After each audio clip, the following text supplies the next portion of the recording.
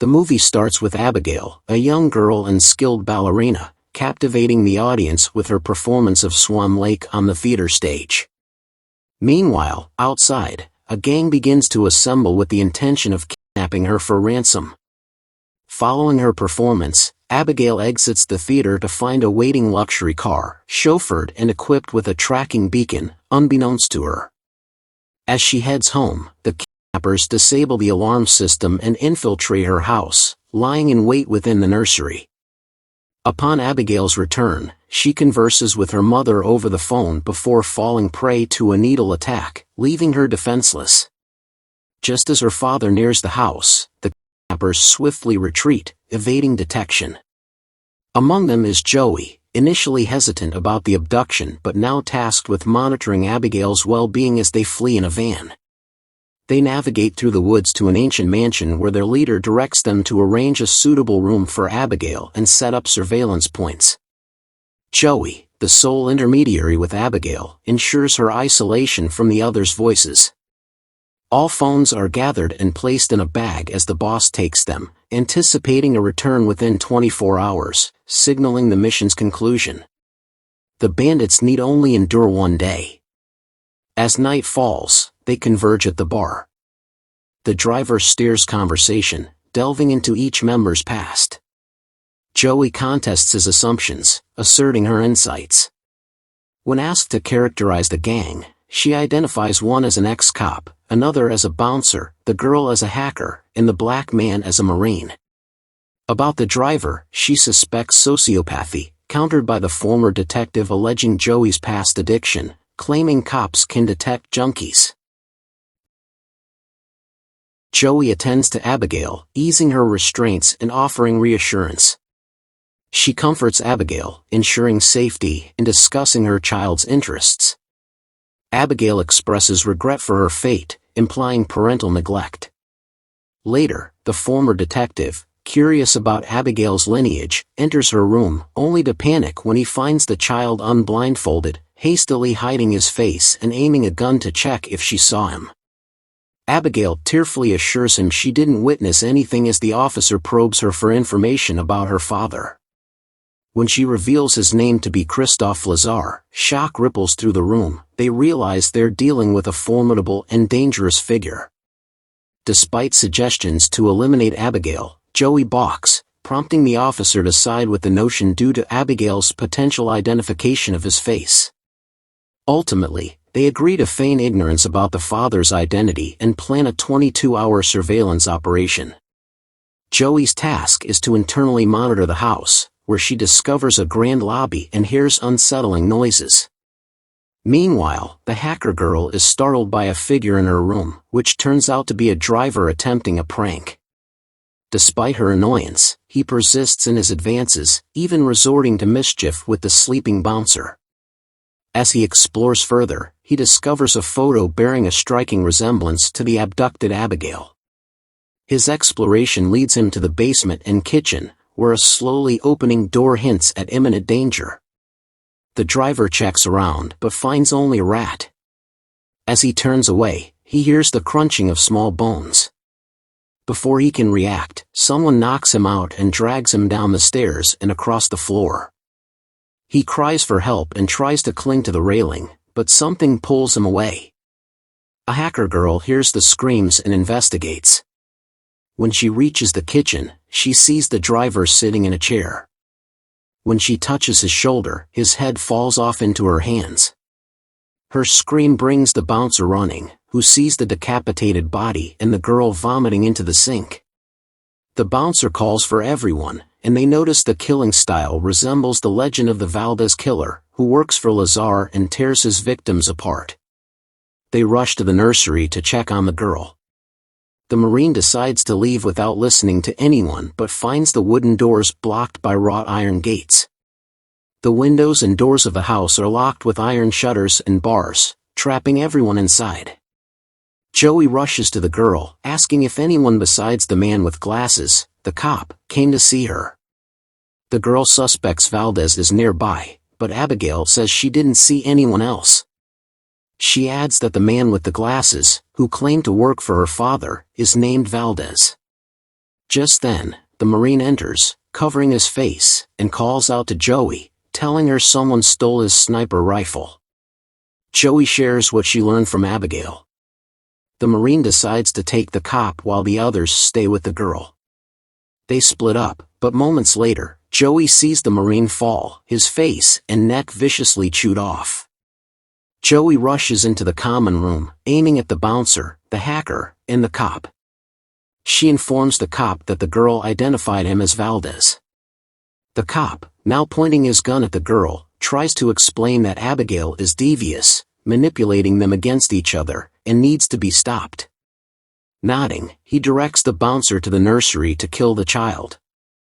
Joey runs after him and manages to knock the gun out of his hands at the last second. Everyone gathers in the nursery while the adults sort things out. The hacker notices the girl removing her handcuffs.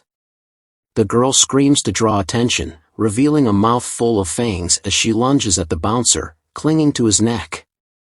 A cop shoots her in the forehead, but Abigail quickly recovers, brushing off the bullet and attacking the bandits again before retreating to the door.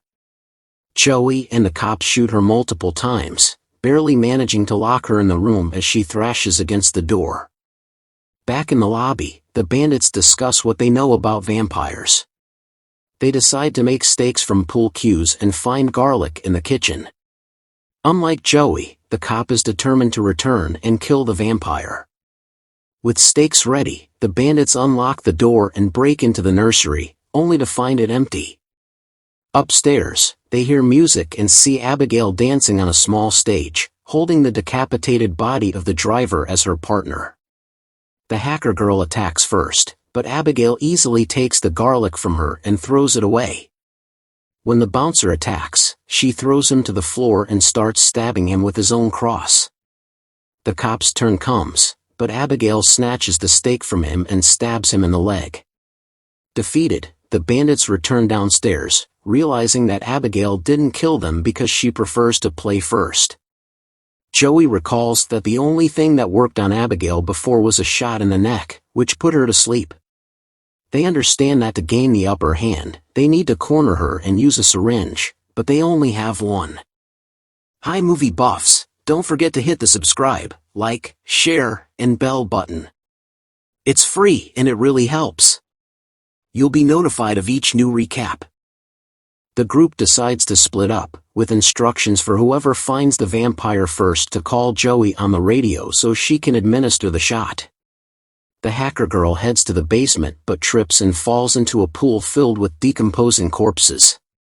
She screams and runs to help, only to be confronted by Abigail. Abigail attacks the bouncer, sending him tumbling down the stairs before lunging at the cop. Joey tries to give Abigail the shot, but Abigail swats the syringe away. The hacker attempts to pull Abigail off the cop, but Abigail bites her arm. At that moment, the bouncer regains his strength and, using his full 264-pound weight, tackles Abigail, holding her back and urging Joey to hurry. The hacker retrieves the syringe and quickly injects Abigail, causing her to fall asleep. Everyone turns to the hacker girl, unsure of the consequences of a vampire bite. They put Abigail in a cage, and when she wakes up, she reveals the truth about each gang member. The cop had worked for her father and was responsible for several deaths, with a new name and city unable to hide him. The hacker girl had stolen money from her parents, then from funds and organizations, and finally from Abigail's family. The bouncer, weary of his violent life, wanted out but found no escape. Joey, a former military nurse, was expelled from the army for drug use. An overdose led her to sever an artery instead of removing a bullet, causing the death of someone important to Abigail's father. Abigail discloses that their boss also works for her and that she orchestrated their gathering to teach them a lesson. She promises to spare anyone who lets her out of the cage. The bouncer decides to take a risk to survive, ignoring his colleagues' claims that the vampire is cheating. Joey is forced to shoot him in the side, and only then does he agree to give up his gun. Everyone goes upstairs to bandage the bouncer's wound.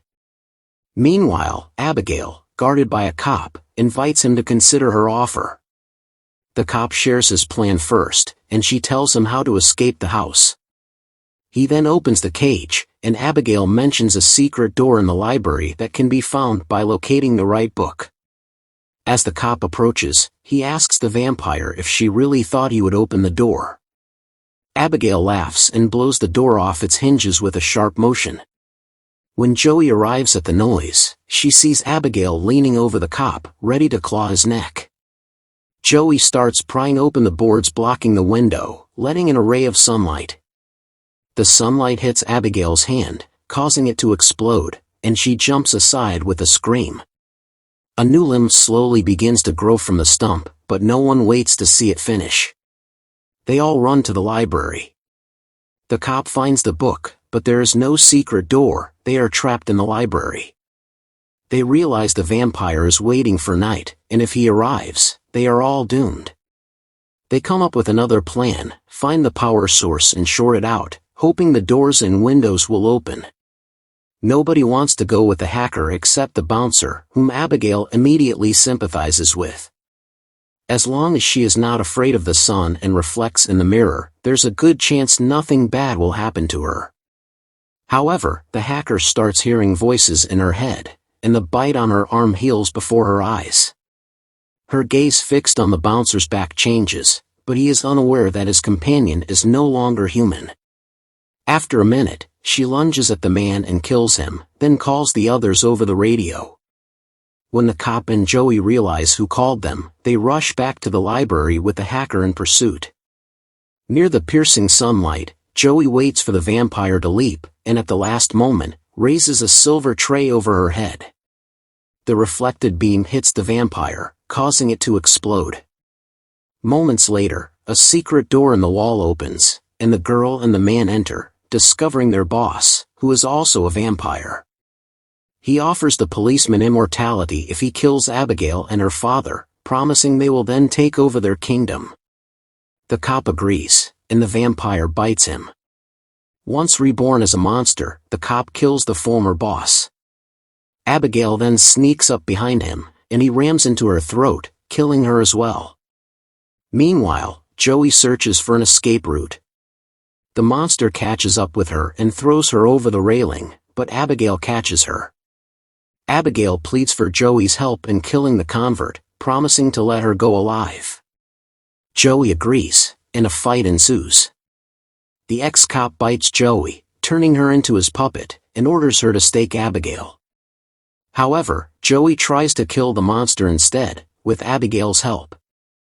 When the stake goes through the ex-cop, he explodes. Joey says goodbye to Abigail, but her father arrives.